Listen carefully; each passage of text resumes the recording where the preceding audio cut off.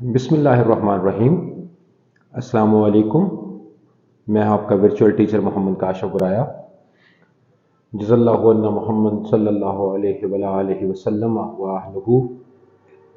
तो आज जिस आर्टिकल को लेकर हम आपसे बात करने वाले हैं वो है रेडिकल।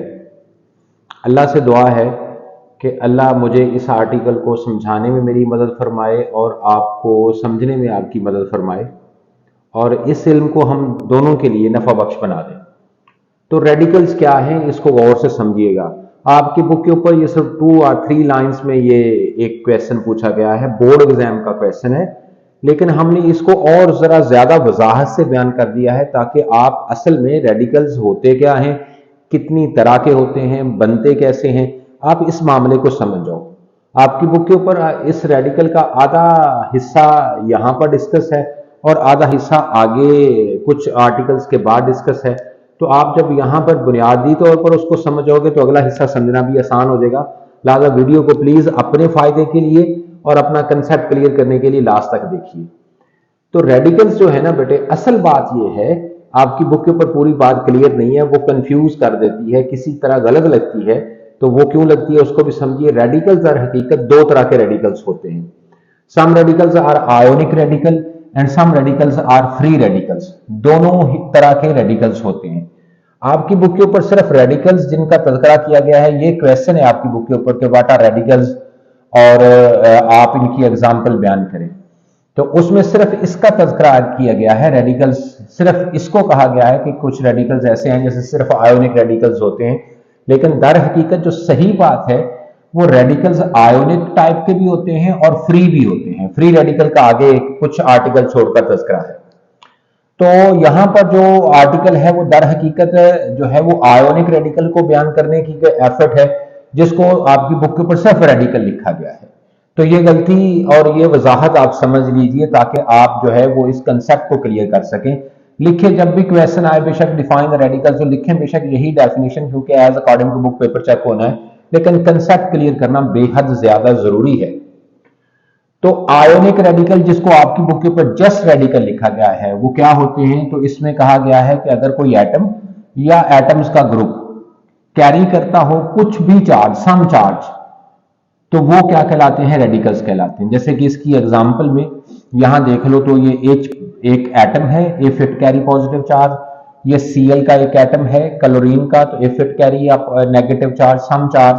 तो ये क्या है? ये ऐसे एटम्स हैं जिनके ऊपर कुछ चार्ज मौजूद है, लिहाजा ये रेडिकल्स हैं। ये 3 एग्जांपल ऐसी हैं। SO4 इसके ऊपर डाइनेगेटिव चार्ज ये कैरी करता है। ये ग्रुप ऑफ एटम है जिसके ऊपर कुछ चार्ज मौजूद है, तो ये भी एक रेडिकल है। नाम है इसका सल्फेट। ये भी ग्रुप ऑफ एटम है PO4।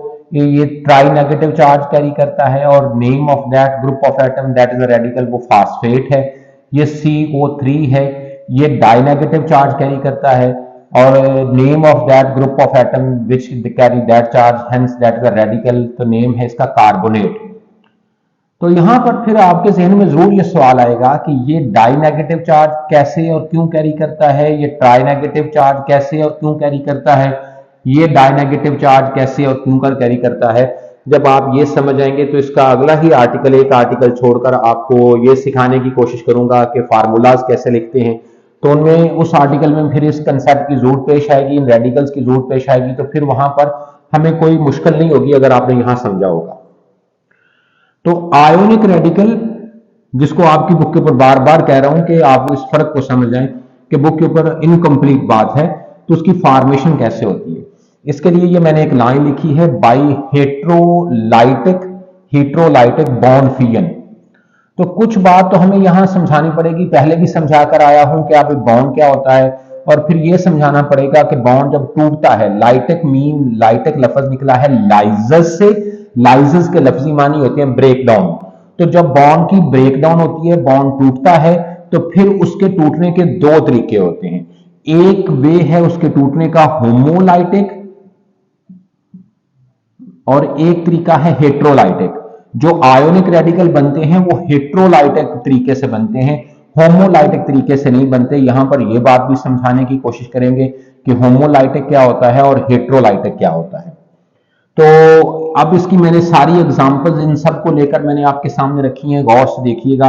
तो यहाँ एक मॉलिक्यूल लिखा है किस कंपाउंड का, HCl कंपाउंड का। ये HCl कैसा कंपाउंड है? ये कोवलेंट कंपाउंड है, क्योंकि आयोनिक कंपाउंड में हमने कहा था कि आयोनिक कंपाउंड में एक एलिमेंट मेटल होता है और एक नॉन मेटल होता है। यहां पर दोनों ही नॉन मेटल्स हैं, लिहाजा ये क्या है? कोवलेंट कंपाउंड है। ये कहा था जिसमें सारे ही एलिमेंट नॉन मेटल हो उसको कोवलेंट कंपाउंड कहते हैं। यहां पर H और Cl के दरमियान क्या है भाई? एक कोवलेंट बॉन्ड है। मैंने जब पढ़ाया था क्या भी कोवलेंट कंपाउंड, तो इसलिए बॉन्ड्स के बारे में मैंने वहां तस्करा किया था। अगर Cl का एटॉमिक नंबर देखें तो 17 है, तो टोटल इलेक्ट्रॉन इट हैज 17, जिसकी तकसीम या इलेक्ट्रॉनिक कॉन्फ़िगरेशन कुछ ऐसी होगी। पहले शेल में ज्यादा से ज्यादा 8 इलेक्ट्रॉन आ सकते हैं, दूसरे में ज्यादा से ज्यादा पहले शेल में ज्यादा से ज्यादा 2 इलेक्ट्रॉन हो सकते हैं, दूसरे शेल में ज्यादा से ज्यादा 8 इलेक्ट्रॉन हो सकते हैं। तो 10 हो गए, तो बाकी तीसरे में कितने बचे? 7। मैंने इसका यहां पर एटम का स्ट्रक्चर भी कुछ ड्रा किया है कि सेंटर में न्यूक्लियस है और पहले सर्कुलर पाथ के ऊपर, जिसको पहला शेल कहते हैं, ज्यादा से ज्यादा 2 इलेक्ट्रॉन, दूसरे सर्कुलर पाथ जिसको सेकंड शेल कहते हैं, ज्यादा से ज्यादा 8 इलेक्ट्रॉन, और तीसरे सर्कुलर पाथ जिसको तीसरा शेल कहेंगे उसमें कितने? 7 इलेक्ट्रॉन। यहां ये बात समझने मैं पहले भी करके आया हूं कि electron in the form of pairs पाए जाते हैं शेल में। तो ये 7 इलेक्ट्रॉन को जाहिर करने के लिए मैंने 3 पेयर बनाए, जिससे पता चला कि ये 6 इलेक्ट्रॉन है और 1 इलेक्ट्रॉन पेयर नहीं है। अब जो हम शुरू दिन से बात कर रहे हैं ऑक्टेट रूल की, कि एलिमेंट स्टेबिलिटी को मैक्सिमाइज करने के लिए अपने वैलेंस शेल में मैक्सिमम 8 इलेक्ट्रॉन पूरा करना चाहता है, तो वो ये कैसे 8 इलेक्ट्रॉन पूरा करेगा? तो सिंपली इसको 1 इलेक्ट्रॉन चाहिए अपना 8वां इलेक्ट्रॉन पूरा करने के लिए। वो इलेक्ट्रॉन कहां से ये हासिल करता है? जो हाइड्रोजन है इसका एटॉमिक नंबर 1 है, तो इट हैज ओनली 1 इलेक्ट्रॉन। तो यहां से गौर कीजिएगा, तो जो हाइड्रोजन है वो अपना 1 इलेक्ट्रॉन इसके साथ शेयर कर लेता है। इस तरह इसके वैलेंस शेल में भी 8 इलेक्ट्रॉन पूरे हो जाते हैं, 4, 6 और 2, 8। और हाइड्रोजन के वैलेंस शेल में भी 2 इलेक्ट्रॉन पूरे हो जाते हैं, क्योंकि स्टेबिलिटी एक तो डुप्लेट रूल के मुताबिक होती थी, जिसको फॉलो हाइड्रोजन, हीलियम और लिथियम सिर्फ एलिमेंट 3 करते थे, मैंने बात करके आया हूं। तो इसने डुप्लेट रूल के मुताबिक 2 इलेक्ट्रॉन हासिल कर लिए शेयर के रिजल्ट में, और Cl ने ऑक्टेट रूल के मुताबिक बाहर वाले शेल में 8 इलेक्ट्रॉन पूरे कर लिए। लिहाजा ऐसा बॉन्ड जो कि इलेक्ट्रॉन की म्यूचुअल शेयरिंग से बने, एक इसने Cl ने दिया, एक H ने दिया, तो उसको कहते हैं कैसा भाई? Covalent bond.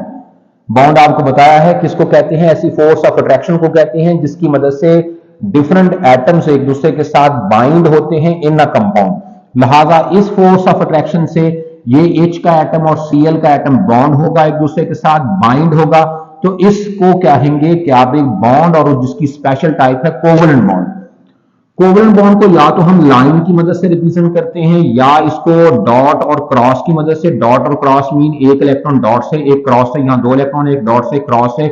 डॉट से किसका इलेक्ट्रॉन जाहिर किया? H का। क्रॉस से किसका? Cl का। अब ये बन गया HCl, जिसमें H और Cl एक दूसरे के साथ बाइंड हो गए। जब ये बॉन्ड की लाइजेस होनी है, लाइटिक होनी है, तो उसके 2 तरीके होते हैं। एक तरीका है हेट्रो। हेट्रो का लफ्जी मतलब होता है अनजस्टिफाइड, गैर मुनसफाना। तो गैर मुनसफाना इसकी लाइजेस ये है कि ये दोनों इलेक्ट्रॉन सिर्फ और सिर्फ शिफ्ट हो जाएंगे किसके ऊपर? Cl के ऊपर। ये एरो जो लगाया हुआ है ये डबल हेड एरो है। ये डबल हेड एरो का भी मतलब होता है कि दोनों इलेक्ट्रॉन Cl पर शिफ्ट हो रहे हैं। H के पास कोई नहीं रह रहा, H के पास सारे इलेक्ट्रॉन 0 हो रहे हैं, उसके पास कोई इलेक्ट्रॉन पीछे नहीं बच रहा।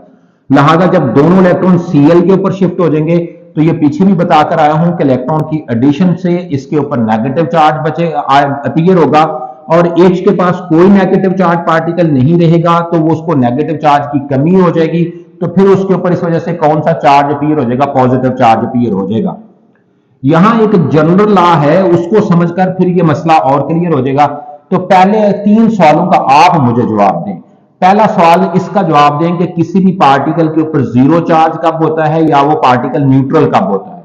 तो आप इसका जवाब यकीनन ये कहेंगे कि सारे एटम के अंदर पॉजिटिवली चार्ज पार्टिकल भी होते हैं जिनको प्रोटॉन्स कहते हैं, और नेगेटिवली चार्ज पार्टिकल्स भी होते हैं जिनको इलेक्ट्रॉन्स कहते हैं। जब कभी किसी पार्टिकल के पास जितने पॉजिटिवली चार्ज पार्टिकल्स होंगे उतने ही नेगेटिवली चार्ज पार्टिकल्स होंगे, तो ये एक दूसरे को क्या कर देंगे? कैंसिल कर देंगे। लिहाजा resultantly that particle carry no charge, कोई चार्ज ना नेगेटिव बचा ना पॉजिटिव बचा, तो फिर ये न्यूट्रल होगा। फिर दूसरे सवाल का जवाब दें तो मैंने कहा कि कब कोई पार्टिकल नेगेटिव चार्ज कैरी करेगा, और जो नेगेटिव चार्ज कैरी करेगा उसके साथ ये भी सवाल पूछा कि बताइए कि हाउ मेनी, कितने नेगेटिव चार्ज कैरी करेगा, जिसमें आपको इसका सवाल का जवाब मिलेगा। तो इसके दो तरीके हैं, मैंने सिर्फ एक फॉर्मेट कहा है। एक तरीका यह है कि उस पार्टिकल में मजीद कोई बाहर से नेगेटिवली चार्ज पार्टिकल ऐड हो जाए, फिर भी उसके ऊपर नेगेटिव चार्ज जो है वो अपीयर हो जाएगा। जैसे ये ऐड हो गया तो 3 पॉजिटिव ने 3 नेगेटिव को कैंसिल कर दिया था, तो ये कैंसिल नहीं हुआ, तो ये उसके ऊपर अपीयर हो जाएगा। अगर एक नेगेटिव चार्ज ऐड होगा तो एक नेगेटिव चार्ज अपीयर होगा, 2 नेगेटिव चार्ज ऐड होंगे तो 2 चार्ज नेगेटिव चार्ज अपीयर होंगे, सो ऑन।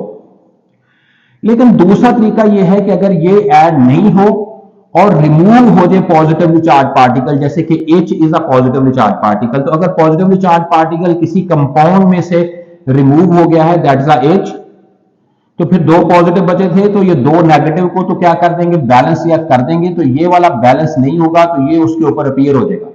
अगर एक पॉजिटिव चार्ज रिमूव होगा यानी एक H पॉजिटिव रिमूव होगा तो एक नेगेटिव चार्ज अपीयर होगा। अगर 2 पॉजिटिव यानी 2 H पॉजिटिव रिमूव होंगे तो अपीयर होने वाला चार्ज उसके ऊपर डाई नेगेटिव हो जाएगा। अगर 3 पॉजिटिव रिमूव होंगे तो अपीयर होने वाला चार्ज उसके ऊपर ट्राई नेगेटिव हो जाएगा। ये रूल आप समझ के अगली बात मुझसे समझे।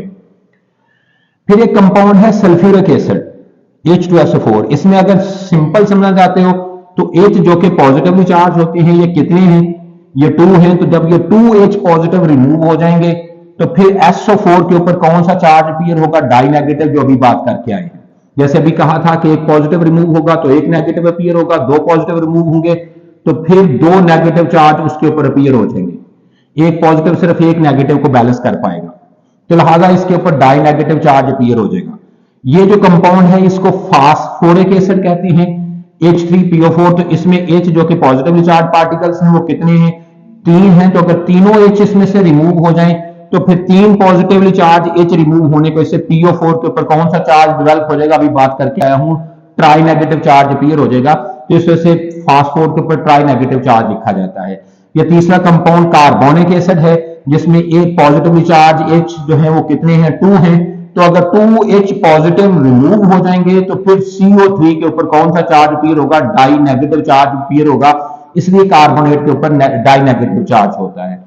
यहां पर मैंने इसका एक फार्मूला लिखा था, स्ट्रक्चर बनाया था सल्फ्यूरिक एसिड का, कि सल्फर के इसके अंदर 6 बॉन्ड होते हैं, तो 2 बॉन्ड इसने ऑक्सीजन के साथ इसके बना दिए, 2 इसके साथ, 1 बॉन्ड इस ऑक्सीजन के साथ, 1 इसके साथ, 6 पूरे हो गए। ऑक्सीजन के 2 बॉन्ड होते हैं तो एक उसने बना दिया इस हाइड्रोजन के साथ, एक इस ऑक्सीजन के साथ, हाइड्रोजन के साथ, तो हाइड्रोजन के भी दोनों बॉन्ड पूरे हो गए। अब ये बॉन्ड की हेटेरोलिटिक फ्यूजन हो रही है। अगर ये दोनों, ये डबल हेड एरो, ये दोनों इलेक्ट्रॉन इस ऑक्सीजन के ऊपर शिफ्ट हो जाए और ये दोनों इलेक्ट्रॉन इस ऑक्सीजन के ऊपर शिफ्ट हो जाए तो ये भी H पॉजिटिव एक निकल जाएगा, एक H पॉजिटिव ये निकल जाएगा, तो टोटल H पॉजिटिव जो निकलेंगे वो 2 होंगे। तो एक नेगेटिव इन इलेक्ट्रॉन पेयर की वजह से अपीयर होगा, एक नेगेटिव इन इलेक्ट्रॉन पेयर की वजह से अपीयर होगा, तो 2 नेगेटिव चार्ज इस SO4 पर अपीयर हो जाएंगे। आखिर में एक नोट दिया गया है कि तमाम आयंस जो हैं वो रेडिकल होते हैं। जैसे कि ये देख लो कि तमाम आयंस रेडिकल्स तो होते हैं, लेकिन तमाम रेडिकल्स जो हैं वो आयंस नहीं होते, क्योंकि कुछ रेडिकल्स ऐसे भी होते हैं जिनको फ्री रेडिकल कहते हैं, जिनके बारे में आगे चलकर हमने बात समझनी है। आई होप दैट कि आपने इस आर्टिकल के तमाम पेचों को अच्छे तरीके से समझ लिए होंगे और आपको इसका खूब अच्छे तरीके से फायदा होगा। Take care of yourself, lot more. अल्लाह हाफिज, अल्लाह हाफिज।